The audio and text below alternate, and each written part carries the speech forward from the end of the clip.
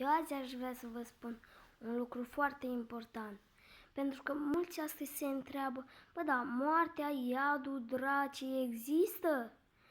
Da, ei există, pentru că sunt multe dovezi și una dintre dovezi este că de ce oamenii sunt posedați? Diavolul îi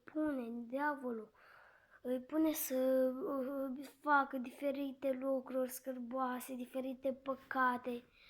Și dacă nu ar exista diavolul, dracii și toți ăștia, de cine ar fi posedați oamenii?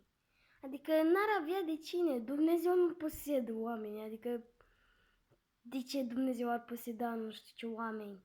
Și de este că asta este o dovadă care eu m-am gândit că diavolul există și dracii tot există. Și noi, dacă nu îl avem pe Dumnezeu, diavolul, draci, o să ne posede și pe noi și vom fi robii diavolului. Și noi, dacă suntem robii diavolului, vor veni multe blesteme, boli și pe pământ și vom avea și moarte veșnică, adică vom fi în iad. Și toate acestea dovedesc că dacă iadul și dracii există și Dumnezeu. Și credința nu degeaba spune. Și sunt multe dovezi că omul nu a fost din mai multe. Și deci toată știința, toată asta spune că Biblia este adevărată.